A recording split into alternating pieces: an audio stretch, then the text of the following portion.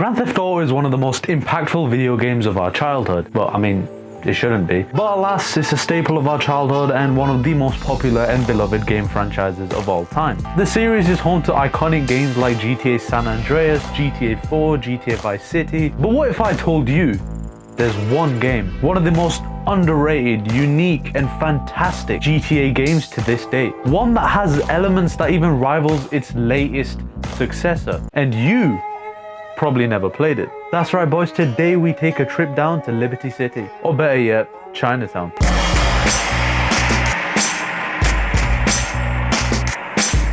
Man, where do I even start? Let's talk about how the gameplay of this game makes it vastly different from all its other releases. Chinatown Wars actually has an engaging and interactable environment that makes it so much more alive. The game actually wants you to do tasks rather than just sit back and let your character do it. For example, you would think getting Molotov cocktails would be as simple as you just buying them or just finding them around the map. But no, instead, if you want to get Molotov cocktails, you have to drive to a gas station, and then you would have to put in a chosen sum of money and then you create the Molotov cocktails yourself. Like, you tell me what GTA has actually done that before. But when you're stealing a car, it could be as easy as just getting in the But in this game, entering any car, you actually have to hotwire it. We have to input some sort of code or just twist a screwdriver. Now, some people might find this annoying because most of the time you just want to get in the car and drive. But it's optional to just ignore this task as well. Of course, then though, the car alarm goes off and the police are called. Which, honest to God, the police in this game are the best in any of the games. Police chases in this game are honestly so fun. Speeding through the narrow streets of Liberty City with multiple police cars chasing you sounds like a nightmare.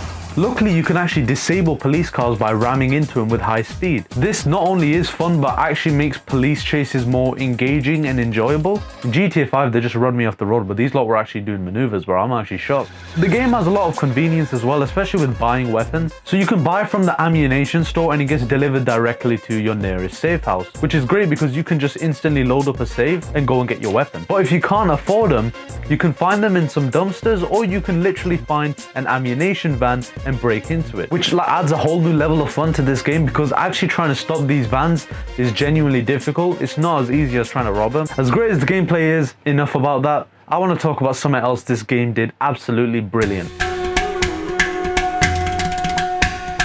I might butcher these names, so I'm sorry. The story of Chinatown follows our main protagonist, Hong Lee, a rich brat from Hong Kong coming to Liberty City to avenge his father's death. Upon arriving, he's ambushed by a rival triad gang. Hong survives after the guys attack him, ditch him, and leave him to drown. Once he emerges from the river, Hong then goes to visit his uncle Kenny to find the men who ambushed him, and he ends up becoming a jobber for his uncle and various other triad members in Liberty City. Let me just say that everything story related is top tier. The game offers so many unique missions that you especially don't see a lot in the latest game, in my opinion. Like if GTA 5 had a segment of Michael, Trevor and Franklin hiding in a huge dragon on Vespucci Beach spitting fire, then it might feel normal. But I love how a lot of these missions actually have you interacting more with the environment. Breaking into compounds by smashing the gate open is so much more better than just hopping over a fence. Having to sabotage people's cars, plant bugs on them, having to collect a patient in the back of an ambulance and trying to drive him back to your boss while keeping him from flatlining and having 3 police cars chasing you. This game found a way to switch up the formula and they shot it out of the park. Wow, the weather's beautiful, man. I didn't even realize that. Especially considering the amount of cutbacks that they had to do due to the system the game was being released on. Like, voice acting was removed and instead replaced with these character themes.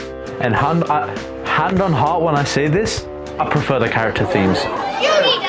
They swapped out voice acting in this game for character themes and 2D picture cutscenes, which is something that we haven't seen many of the GTA games do in the 3D era. Because mainly the systems that a lot of these GTAs are released on can actually handle that type of stuff. But the character themes, by the way, they are good as shit. The characters in this game, all of them, they are so funny. Like, there's not much to develop or understand because all of these characters, the main standing point for all of them are that they are all disrespectful and annoying assholes that Hong has to work for. In the end of the game, we found out the person who ambushed us, the person who got our father killed, the man who stole our father's sword was not Zhu. Joe.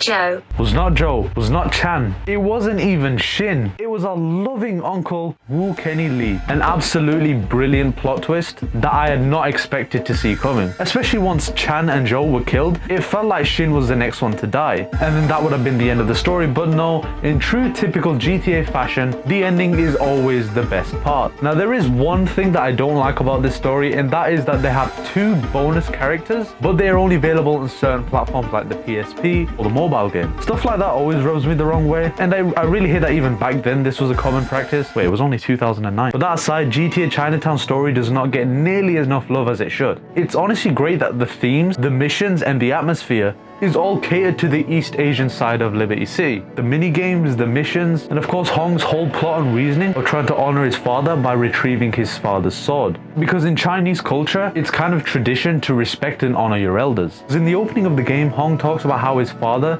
was a triad boss who idolized only 2 things: pharmaceutical grade coke and cheap women. And the writing in this game is the most underrated aspect. And Hong's story is not appreciated as much since it's not really voice acted, but like you honestly have a great story here in an even better game.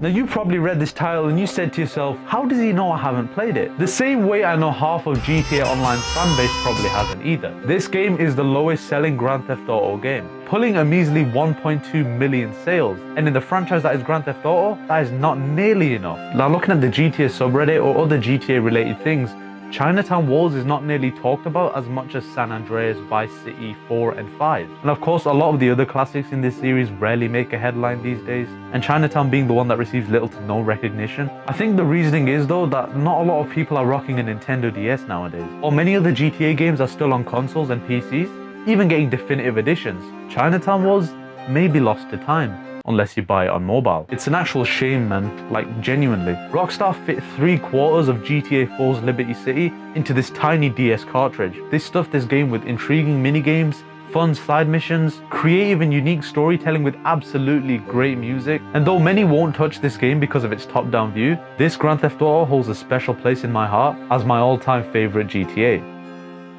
Also, it's literally £5 on the App Store. That's literally a bargain, man. Buy it right now. And I know what you're thinking. I'm not spending £5 on an app. My brother in Christ, you have bought GTA 5 times on 5 different consoles for full price. Buy the damn game.